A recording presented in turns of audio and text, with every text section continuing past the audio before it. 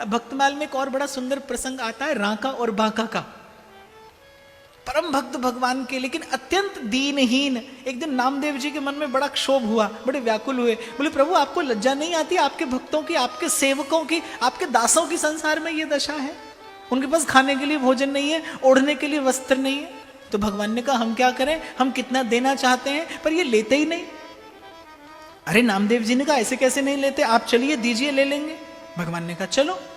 राका बांका जंगल में लकड़ी बीनने के लिए जाते थे।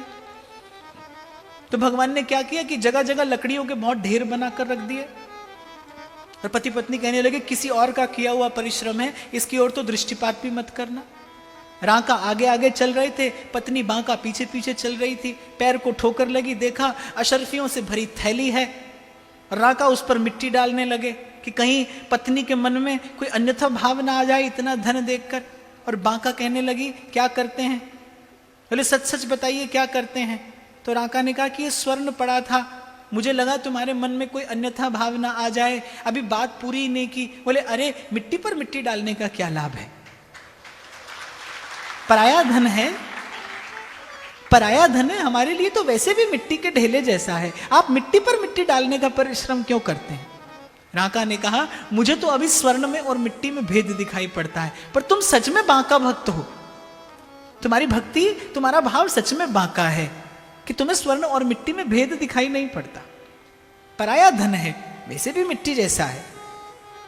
अब नामदेव जी को कहा प्रभु ने कि देखो हमने तुमसे कहा था कि इनको किसी भी भांति दो, ये नहीं लेंगे। तो बोले प्रभु सन्मुख होकर दीजिए।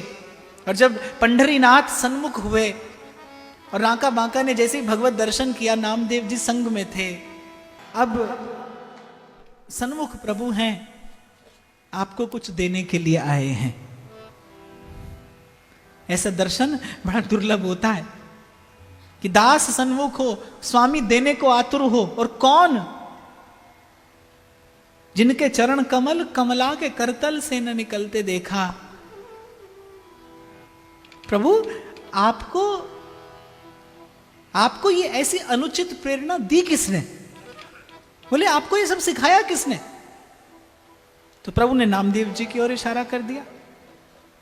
बोले हम तो इनके कहने से आए हैं। राका बांका को लगा कि शायद प्रभु हमसे ये पूछकर कि तुम्हें क्या दें, हमारी भक्ति का अपमान करते हैं। राका बांका को लगा शायद हमारी भावना में कोई खोट आ गया है, तब प्रभु आए हैं संसार देने के लिए। ऐसी अनुचित प्रेरणा कहां से आई प्रभु? क्यों आ गए हमारे निकट ये भाव लेकर? प्रभु ने नामदेव जी की ओर संकेत कर दिया।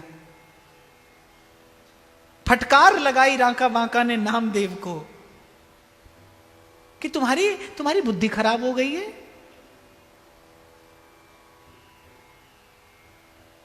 जिन कोमल कर कमलों में भक्त कमल का पुष्प पकड़ाने में भी संकोच करते हैं, और जिनके चरण कमल कमला के करतल से न निकलते देखा।